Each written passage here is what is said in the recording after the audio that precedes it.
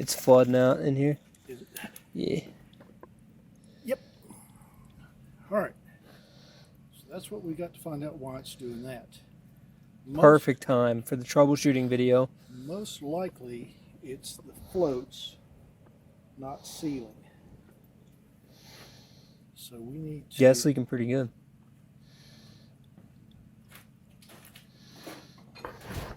What's up, guys? Perfect time First thing you want to try... to have an issue with this. Floats are right below this. So we want to see if they're just stuck. They could be stuck up from assembly.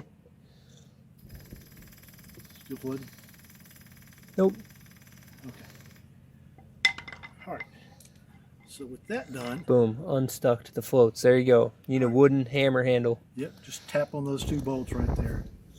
And it is full of... Oh, yeah. It's going to smoke. Big. Can you get the secondaries open? Got plenty of gas for starting. That's what your cold start assist does. Yep. Just dumps 6 gallons of fuel in there.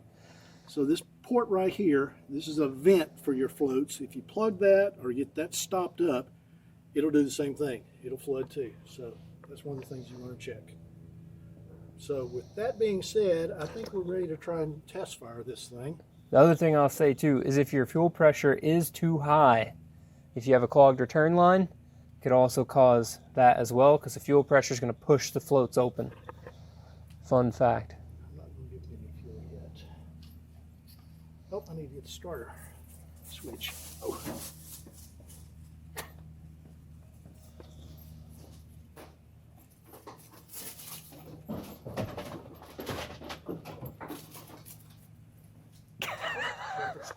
No, she's just running around for no reason. Buddy, what are you doing? I'm in a puppy pit. Oh, cross it. All right. You don't have one of these. All this is a momentary switch. Squeeze it. It puts it together. We're going to put that over here. You can also use a screwdriver across here. This is our coil. Ignition Coil. We're going to put it on there. So we have spark now, or should have. So this is wired up just like a regular electronic ignition for 8485, like what we did on Little Stew. I have a video on that as well if you look on the channel. So now that button there, we have the ignition turned on, so it will stay running if it starts. Fuel pumps off, and then we're gonna bump the starter with that button, and it should.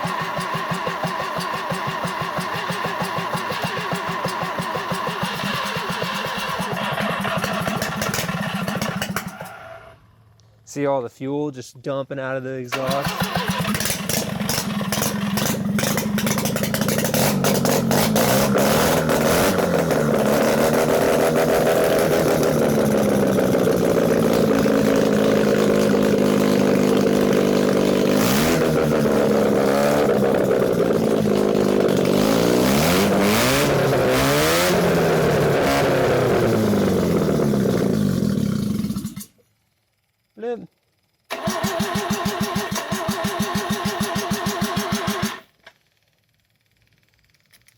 What made it man? It's squirting.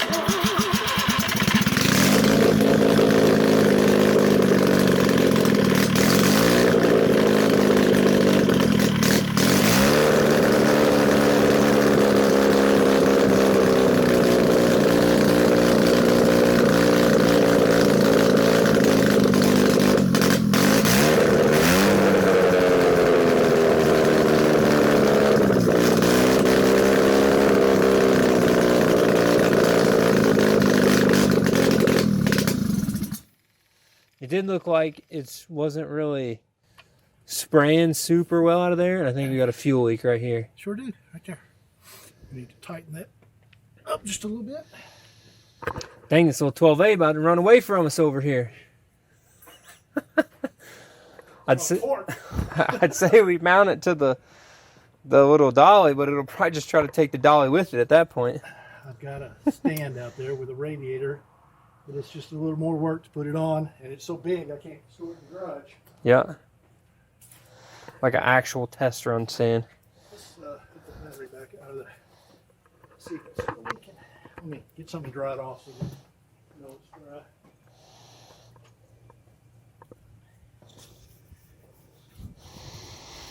Yeah, it could leak here, here, or back behind here. If you put new washers on all these, the other place to check for leaks is around these two bolts where they have that little plastic paper washer, and around this sight glass. And same thing on the back, although it's hard to see and you wouldn't be able to see this at all if it was in the car. But you want to make sure it's not leaking fuel, because guess what's below this when it's in the car? The header. Heat, fuel, fire, not good. And then can it leak from the accelerator pump housing as well? Yes, if that accelerator pump is not new, if it's got a hole in it, it can leak there as well. So from down in there, right here, this thing. It's still leaking on top? No, I don't see any fuel leaking from any of these feed lines. It's not dripping any out of here, so. Good deal. Well, that's pretty much the rundown on it. It runs. Now there's still some things that aren't hooked up on this. The oil metering pump. Yep, here. Lines. This is for your cold start assist, which would be a bottle over here on the firewall about here. Yep. And it's this big brass fitting here. Yeah, for that brass fitting. And then there's a couple more vacuum lines. This one goes to the rat's nest. Yep. I don't have everything hooked up here. That may be why it's not. It may have a small vacuum leak. But as far as when I rebuild them, this is what I like to do to make sure that it's not leaking fuel into the bowls, and that it's not leaking any of these places. So that pretty much sums it up. Okay, so I guess the troubleshooting side of things, I have kind of some questions to ask. Okay. We kind of already addressed if your floats are leaking. Okay, so the floats are sticking, you're getting fuel just spraying out of here. Tap on these two bolts. You can try to knock the floats free. Maybe you have to adjust the floats. Maybe they're set too high. Also, fuel pressure. Okay, and I think he's got a. You have one we can show him how to check the floats. Yeah. The levels. Yeah. What I'm gonna do is let's go over here to the table. Okay. All right. So, with your carb kit, it might come with this instruction pack here. I know a couple of them you've gotten did come with those. Some of them don't. That one doesn't. Well, you should be able to find this on the internet. And it's definitely, I think, isn't this in the service manual? It's the in Haynes? yeah. Okay, so it should be in the service manual as as well. Haynes, but it's also on Fox, foxed.ca. There is a carb manual there, and it addresses this carburetor and a different carburetor, so make sure you go to the Nikki section of it. But the float level for 79, 80, 81, 83 to 84, it doesn't address the 82, but I think 81, 82 is the same. The float level is all 5/8 of an inch. And most of your kits will come with a little measuring stick. One side it's inch, the other side is millimeter. So if your instructions don't say inch and says millimeters, you've got both. Mm-hmm. But 5/8 is about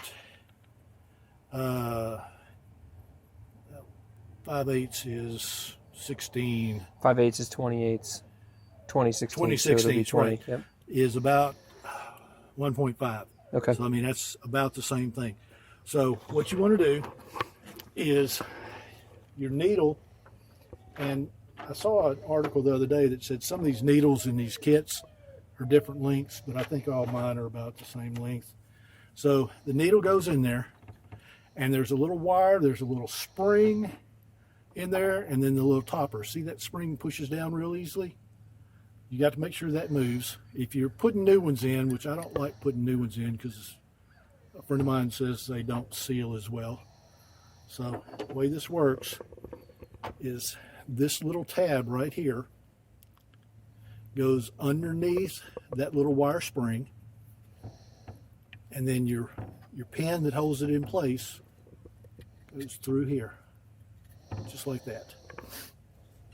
Now, that float right now is sitting at, and you're supposed to do this with the gasket on it as well. And I don't have the gasket on there.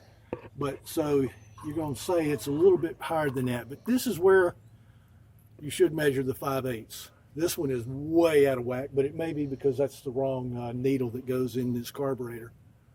As you can see, it's over 2 millimeters. That one taller.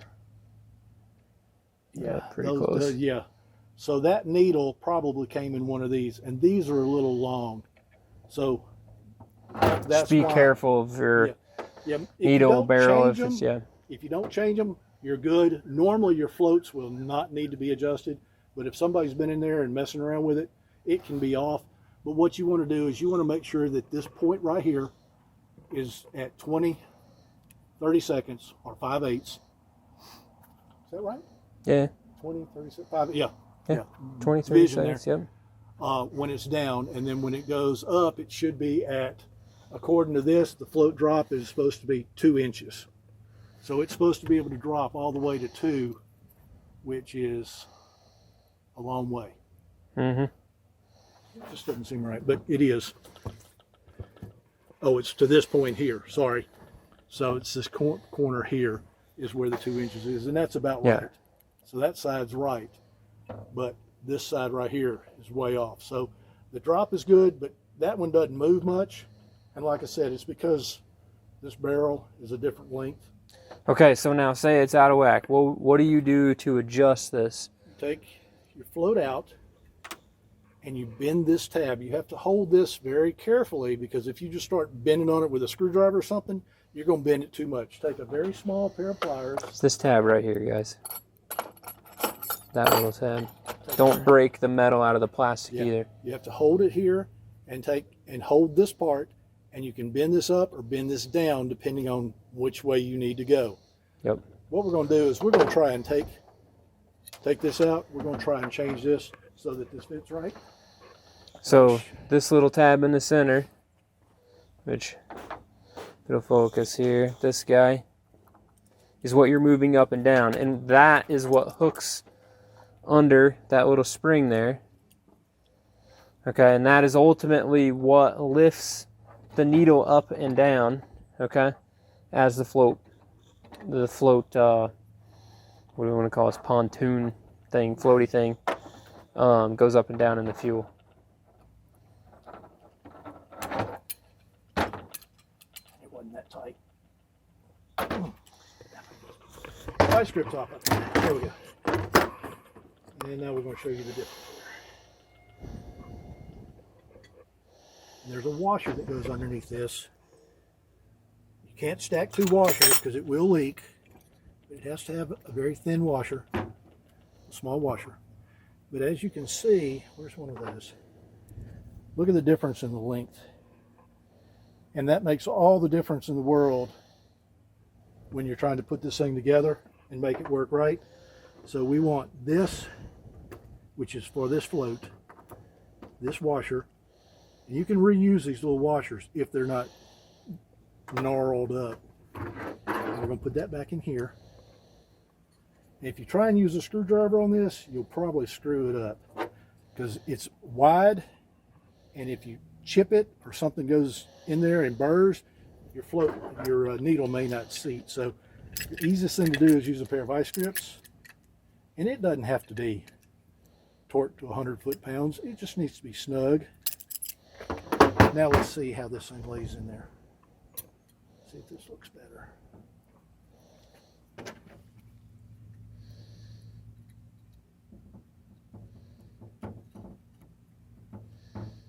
All right. So that's definitely sitting. It's a lot lower. So where are we at? We are at 24. Yeah. Now, if we had a gasket underneath there, probably be pretty close to like 22. I've got one here. I'm just going to set it up here for reference. We are pretty darn close to 20. Yep. So that's that part of it. And then the drop is measured from this point right here to right there. You measure that from the very bottom of the float. Well, it would be to this corner to the gasket here. Yep.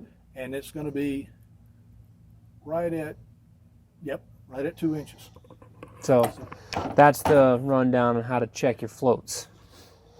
One other thing I do want to show you is If your carburetor has never been apart, underneath, I'm going to take this back out. If you're rebuilding it for the first time, if it's never been apart, when you take this, and unless you have to, I wouldn't take these out.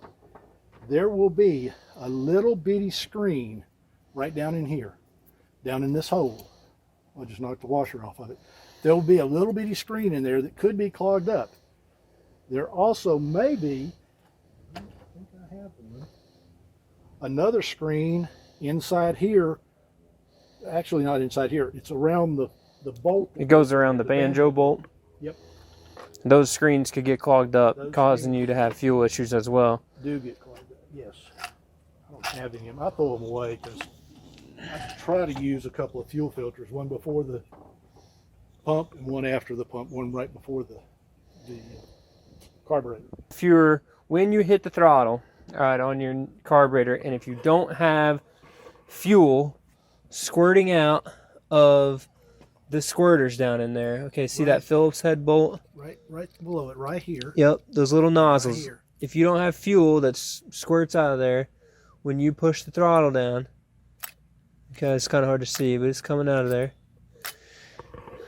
These are the things you should check. So this is your accelerator pump. Accelerator pump is on the side of the carburetor. It's right here. There would be a spring behind it, a little small spring behind it. There's a couple of passages in here. This little passage right here, it goes down in here, across, and comes up underneath here. Mm-hmm. That would get fuel in it. In here, there's a passage where it comes out of the float bowl and fills up this little well. It's offset, but it's right through here.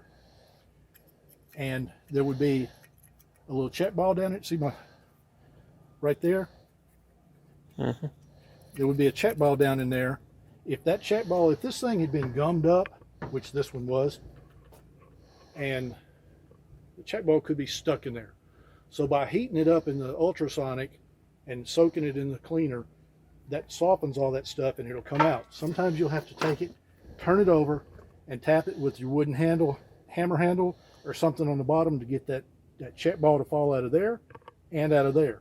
If they're stuck for any reason, if this car has been sitting for a couple of years and gas has gone bad in it, it's got gum in the bottom of it, those check balls are stuck and you're not going to get that flow when you operate the throttle.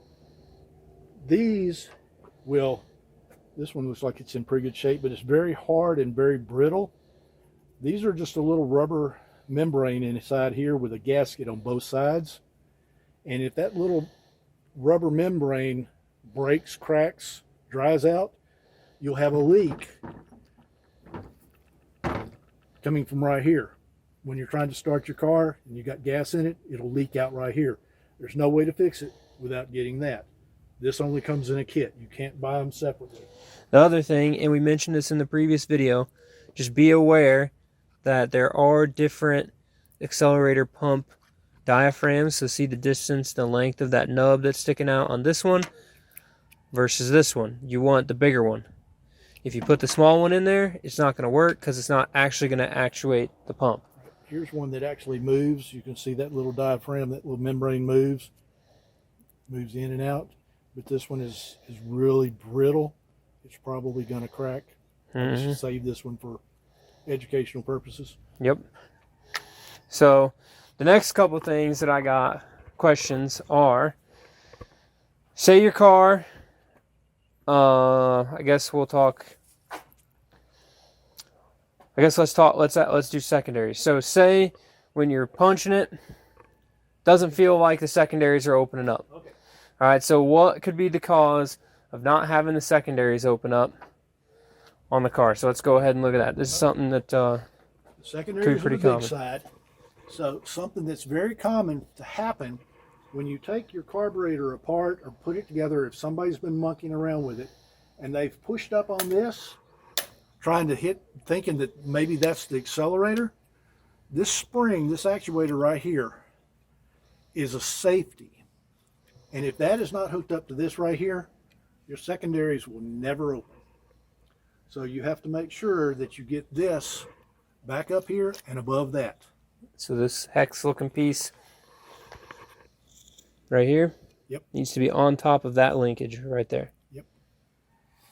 Now, Okay. something this carburetor's got that, you know, it depends on the use. If you were taking your car and stripping all the emissions off of it, you definitely want to leave this off. You could leave this off. This is just an anti, some kind of valve or something, and then this is your what keeps your throttle from slamming shut. It's like just it's kind of a cushion. Like a damper. This one's been blocked off here. The air control valve would be out here. It would hook up to this. This would hook up to another pipe. This has been blocked off. This would be for your brake booster. And then this would go back to your cat. This would be the fresh air going back into your cat. Okay, so now something else as well on the secondaries. This right here is the vacuum secondary diaphragm. That's your diaphragm for your vacuum secondary. If, when you take this off, you can actuate it and hold your finger over the inlet to it and tell that the diaphragm's good. If that diaphragm is broken inside there, which I don't know that I've ever seen one that's been broken. It's pretty much a sealed unit. But if it's broken, your secondaries won't work. Another thing that a lot of people do is they will wire or weld this little piece back up underneath here. Let me get another base and I'll show you on one. So right here, this piece is the secondary throttle blades. And when you hit the throttle, right, because these are vacuum secondary carbs, it actually won't open that throttle blade. Right. This one has been modified though. As you can see, this is your primary over here. Your secondary is this part here. The vacuum is actuated over here, which opens that secondary. This one has been modified to open after a partial throttle. Secondaries open. It's called mechanical secondaries. And the way you do that, there's two ways to do it. You can take a little tack weld and weld this together right here, or you can wire those two together. If you want to test it and see if you like it, because you're going to burn more gas, you can take a little piece of welding wire and just wrap around this and tie it, kind of like a wire tie, and tie those together, and then find out if you like it or not. If you don't like it, you cut that piece of wire. If you weld it, then you would have to cut that with a Dremel. But this one's been modified to open as soon as the throttle goes past about half throttle. It starts to open and opens all the way. This is a base that somebody's taken most of the linkage off of. Not much there. So the only real, the nice thing about vacuum secondaries is that you can stab the throttle and it won't fall on its face. When you have mechanical secondaries, I'm going to sneeze. It is going to fall on its face if you have mechanical. Yeah. So with mechanical secondaries, if you stab the throttle, it's going to open all the airflow. It's going to gas for air, not have enough fuel, and it'll kind of bog. So some modified Nickies are done that way, you know, for racing. So when you stab the throttle at high RPM, you don't have that bog. But for daily driving, like if you're at 2,000 RPM with mechanical secondaries, and you mat it, it's going to fall on its face. And if you do that mod and you like it, you can actually take this off and block that air port. Yep. That kind of cleans it up. This is another piece of the emissions that can be removed. And you can block those ports, or you can make a little block off plate for that. There's a couple other things that you can take off if you're just wanting to have a very basic carburetor. You can take this off. This has to do with the choke somehow. I don't know exactly what it is. I'm sure the carb manual explains it. I bet it's probably like an electronic choke release or control or something or whatever. But, and then, like I said, you can take this off, and you can take this off, and you can take this off, and just block these vacuum ports off. So now the next question I got: say the car won't idle, or it has a high idle. What would you? If it's got a high idle, I would suspect a vacuum leak. Most of the time, if you took the car, if the car wasn't running when you got it, you've rebuilt the carburetor and you put it back on, and now it'll start and run, but it's running at 2,000 RPMs and it won't come down from that. You've adjusted the idle screw is up underneath here. It's right here. Very hard to see. You can get to it with a long screwdriver right across here. Actually, you can see it on this one. Oh, there you go. If you've adjusted it all the way out and you still can't get the idle to come down, look for a vacuum leak. The easiest way to look for a vacuum leak is a smoke tester.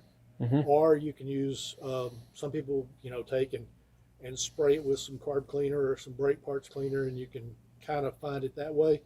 One of the real common things for people to do is to leave this port back here open, either this one or another port. There's some of the manifolds have another port back here. It's just a round port. It's a pretty good size, and people will leave that one open, and it's not gonna run right. It's gonna have a high idle because it's got a vacuum leak. The other thing, you want to make sure you've got a good gasket below the vacuum plate and above the vacuum plate. It needs 2 gaskets in there. We didn't show taking that off, but it would have one here, and then that plastic plate that has all your vacuum ports on it, it would have another gasket underneath that.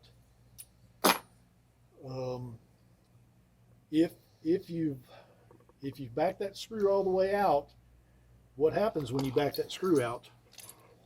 Your throttle blades have just a small crack right across here, just to allow just a little bit of air in. When you back that screw all the way out, they close completely. If it's closed completely and it's still idling high, that means it's getting air from somewhere else below this plate. And the only place that is on your manifold, at your gasket. I've seen where people have taken the manifold off and not cleaned the gasket on the irons, and when they put their manifold back on with a new gasket, then they had a horrible leak. And like I said, if this is all the way out and it's still idling high, you've got a leak. There's no other reason for it, because everything is closed then, unless something's bent or something's broken inside, or it's flooding. If it's flooding, it's getting too much gas, but most likely it's getting too much air. Yeah, and usually if it's getting too much fuel, it'll die. It's gonna bog and die. But I think that pretty much. If anybody's got any questions, covers it. Post them on and I try to watch your pages, and I try to keep up with it. And if I can answer somebody's questions, I don't mind answering questions. Yep. I don't know, I can ask people that rebuild them and work on them as well. Yep. We can figure it out. That's pretty much all of that. Yeah. So, if you have questions, if you have other Nikki issues, comment them below. Because we can do our best to either make another video, answer the questions, or comment and answer the questions for you. So, thank you guys very much for tuning in. I know these are a little bit more tedious, longer, in-depth videos. It is kind of hard to show some of this stuff, so if there are things that were unclear, let me know, and we can make sure to get you guys sorted out. So, thank you guys very much for watching. We'll see you in the next one. Keep it rad. And thank you, Charles, for letting me bother you. Let the dogs hang out. Peace, guys.